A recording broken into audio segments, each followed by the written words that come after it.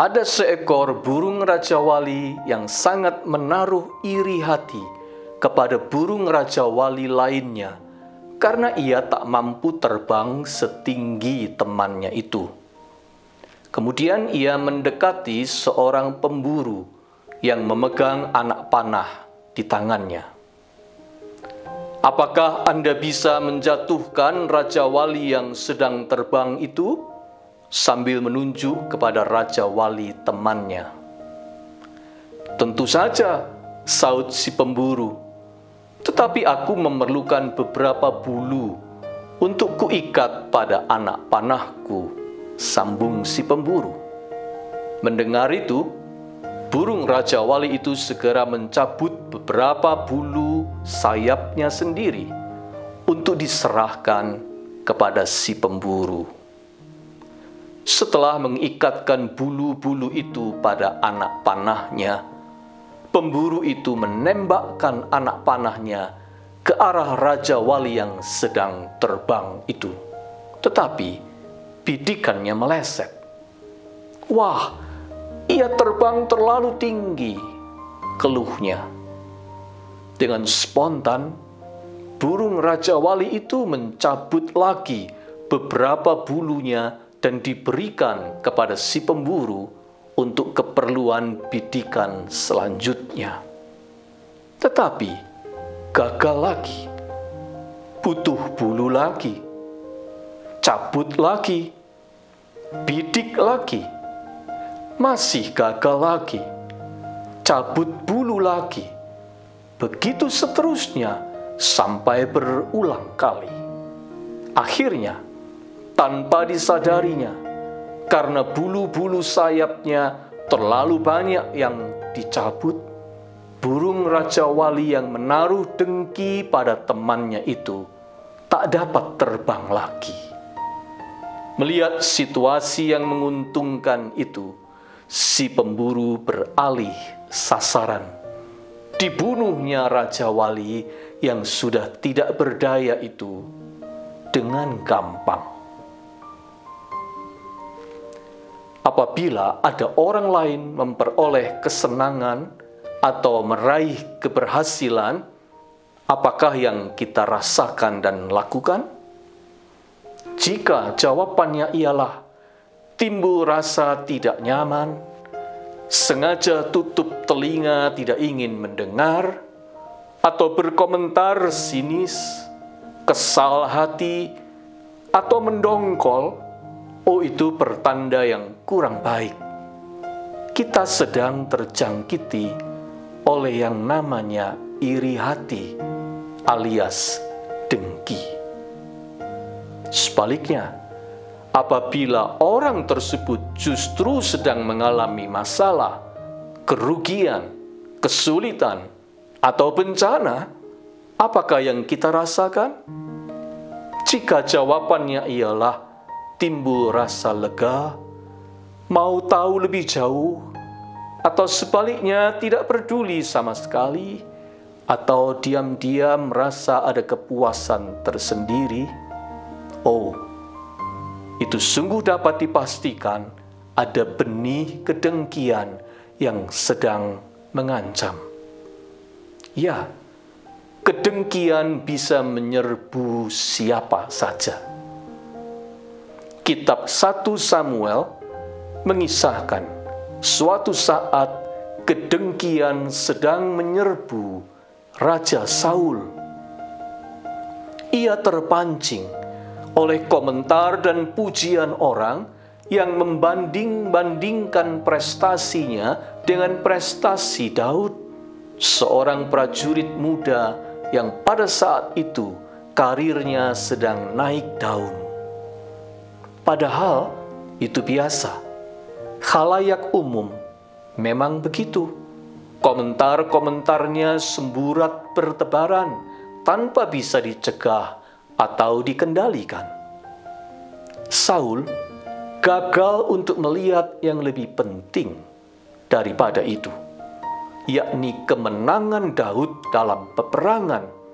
Sebenarnya ialah kemenangan di pihaknya, menguntungkan dirinya dan bangsanya. Saul memilih untuk membiarkan dirinya terganggu oleh komentar-komentar itu daripada mensyukuri kemenangan bangsanya. Akibatnya, Alkitab mencatat, sejak hari itu, maka Saul selalu mendengki Daud. 1 Samuel 18 ayat 9. Selanjutnya, di dalam seluruh kitab 1 Samuel, kita juga membaca bahwa sejak hari itu Saul sedang menghancurkan dirinya sendiri. Sejak saat itu, tampak jelas karakter buruknya menonjol. Pembawaannya makin tidak stabil. Ucapannya tidak bisa dipercaya. Pamornya merosot. Keinginannya untuk membunuh Daud kian menyala-nyala. Tindakannya kian membabi buta. Keluarganya terpecah belah. Dan yang pasti, Saul semakin jauh dari Tuhan. Kedengkian sedang menggerogoti dirinya, meracuni hatinya, melemahkan kekuatannya, dan melemahkan posisinya sendiri. Saul seperti burung Raja Wali yang dikuasai kedengkian dalam cerita tadi, yang tanpa sadar sedang mencabuti bulu sayapnya sendiri dan akhirnya mendatangkan petaka bagi dirinya sendiri. Saya yakin kita semua sayang pada diri sendiri, bukan?